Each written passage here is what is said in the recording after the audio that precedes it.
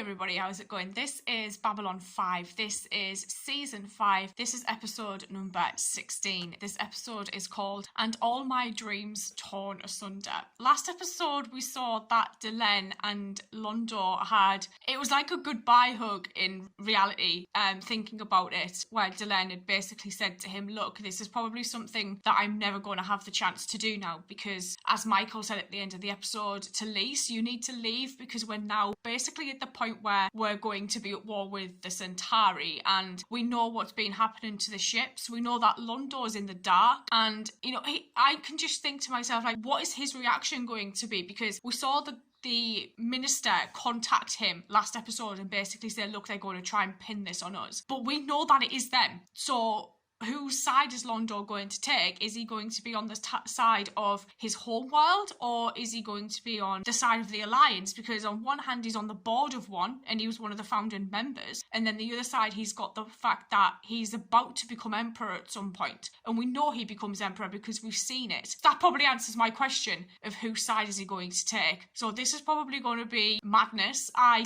don't even know how we're going to kind of wrap this up, because it seems like this is maybe the start of something that's quite big and drawn out. However, there are very few episodes left, so kind of getting to the point now where I'm like, this might end up maybe going unresolved. I don't know. It's like, I'm worried basically as to how this is going to all unfold, so I'm just going to get on into this. Let's go. There comes a moment in everyone's life when you have to do something you'd rather not do. Shit. When you know something you'd rather not know.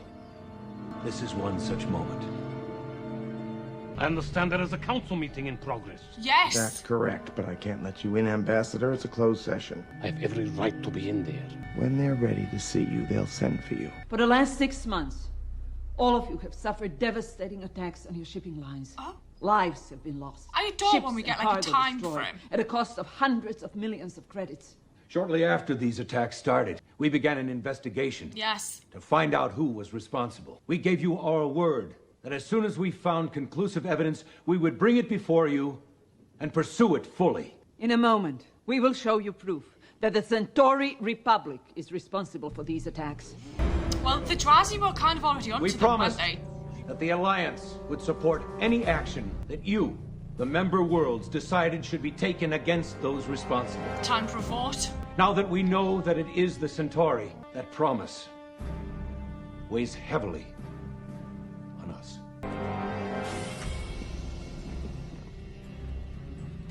We will begin our testimonies with Dr. Stephen Franklin. All of the high-energy weapons used by the members of the Alliance share certain characteristics, but they also have certain differences as well. It's like a trial without him even being there. Can you tell us a little bit about how you identify these unique differences? Excessive light bleaches out the skin where it comes in contact with it. Does the same to the rods and cones in the back of the eyes used to sense light, dark colors. It takes a moment for these rods and cones to recover from these bright colors. Because the subject dies within seconds of being hit by a high-energy They might see weapon, different colours. the rods and cones never recover. By analyzing their condition and the state of the bleached skin, we're able to determine the frequency of the spectrum used in the weapons. Ah. And is that spectrum consistent with Centauri weaponry? It is.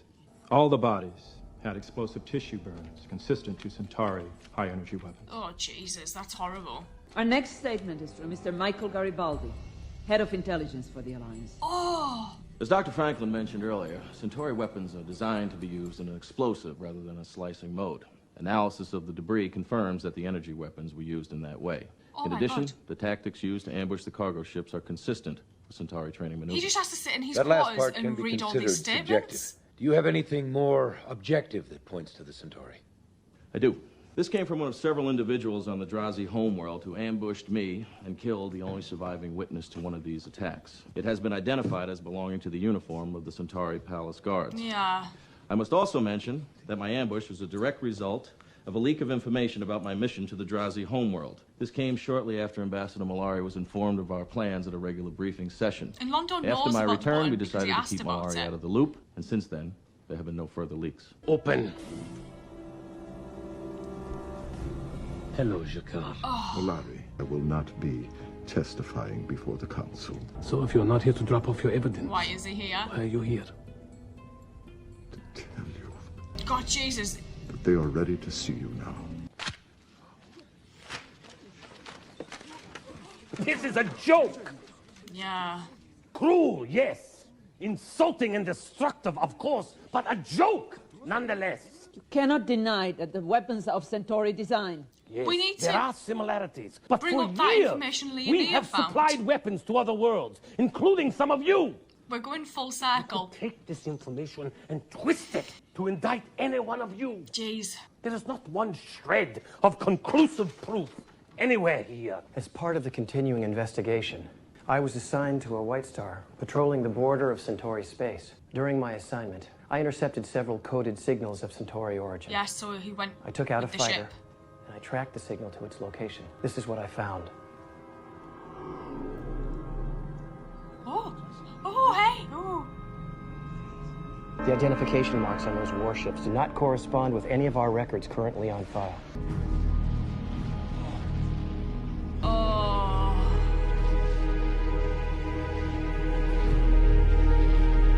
He's not going to say Linnea fabricated this, is he? Because of all of the people, Linnea would not do that.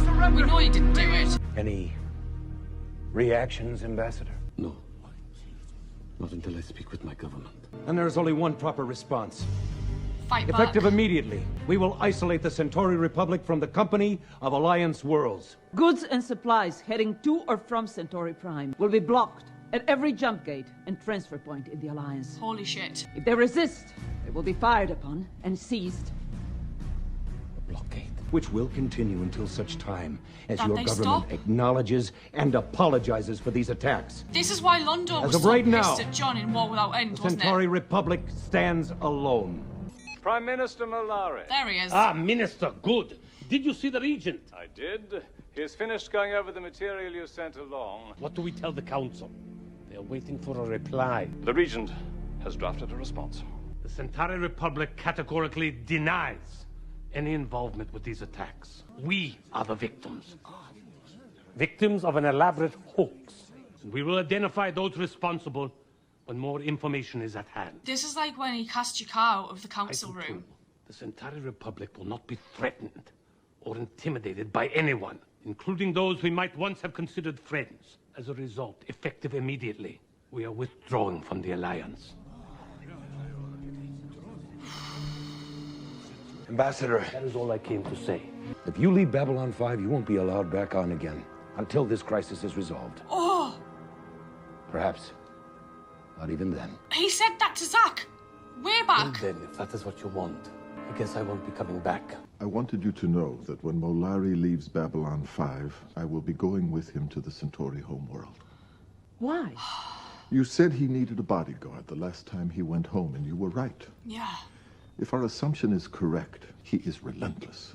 Sooner or later, he will find out what's going on, and I believe he will try to stop it. Michael, where the hell you been? Sheridan's been trying to get a hold of you for over an hour. He's been stealing John's oranges. I was tired. I work hard. I'm entitled. Yeah, well, he said it's important. Tell me when it is ever not important. I was going to say, it's All right? usually Please, important. just tell me, when is it ever not important? You're being awfully cranky, Michael. You been taking your vitamins? Oh, you give it a rest, huh? Oh, I just figured maybe you could use a little more vitamin C in your diet. Here, catch. Oh, shit, Zack knows. Hand-eye coordination sucks. Told you I was asleep. You're drunk. You picked a great time for this, Michael. Oh. Don't. Oh, Now you know what it feels very like. reminiscent I of have when the seen Shadow this view ships of your went over. warships many times. I didn't like it then, and I like it even less now.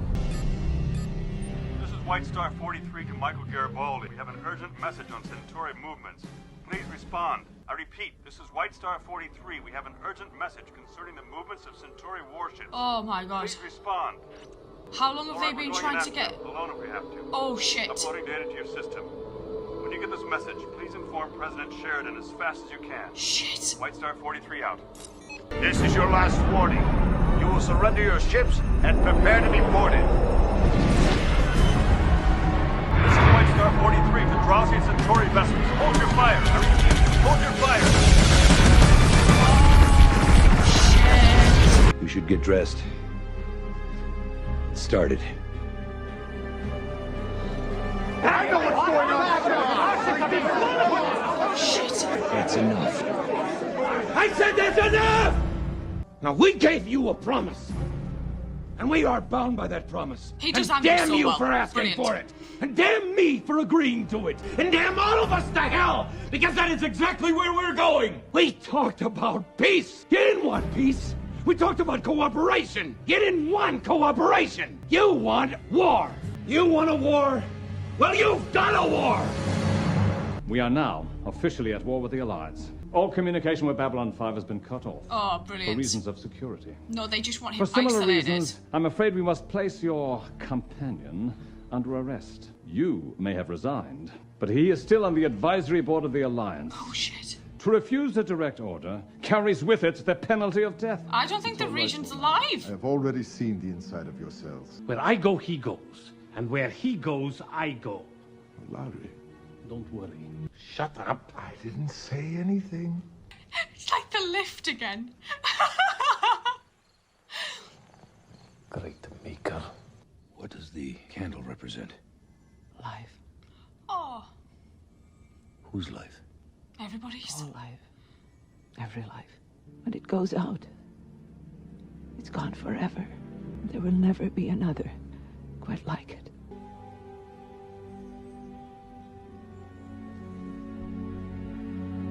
I think for me, the interesting part of this episode was the fallout, basically, from all of the evidence everybody was given. Like, that scene where we just had, like, this trial occurring without Londo's presence, and he was just getting deliveries of everybody's statements and evidence reports, and it was amazing to see Jakar turn up and be the only one, really, that didn't have anything to say about Londo. So Stephen did, Garibaldi did, Linnea did. Linnea bringing his big evidence out at the end as well, and it finally dawning on Londo that he'd been lied to by his own people. Things had happened. Him having to then go back to that minister and basically be like, look, I've seen this evidence, and them just being like, it's fabricated. They made Linnea see what they wanted him to see, and it was the Nan. And the fact that it went full circle back to the Centauri blaming the Nan, I was like, this is just, like, I can understand now why they were so reluctant to be pleasant towards Jakar when he went with Londo as his bodyguard.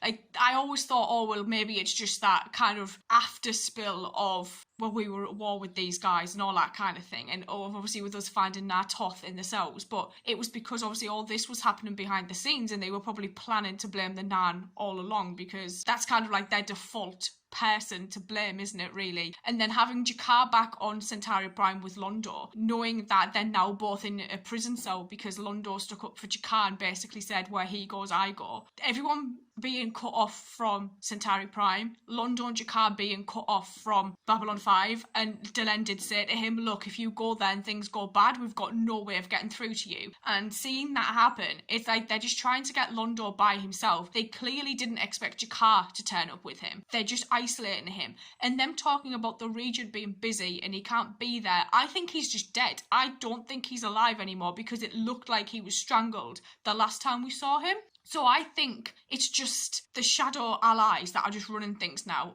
under the guise of, oh, this has come from the Regent, when it hasn't. It's come from an ally. And Londo, obviously, we know what happens in regard to the condition of Centauri Prime when we see him in the future of War Without End. You can now see why he was so angry at John in that, because obviously we've now seen this, and them being cut off completely from the Alliance, the blockades. It's just, like, the whole, like, firing first thing as well. I was just like, this is just history repeating itself again, isn't it? It's like we're on this cycle and it's just going to keep going, and it's not always going to be the same enemy. It's going to be somebody else, and now it's the turn of the Centauri, it seems. And the one thing that I think has been hitting me the most recently watching these is the goodbyes that people seem to be giving. So when Stephen was saying, look, at some point I'm going to be going off and taking over Dr. Kyle at Earth Dome, that hit me like a ton of bricks, because I didn't expect that. Jakar's goodbye to Delenn in this episode was just heartbreaking to watch, actually, because they are just the most beautiful people,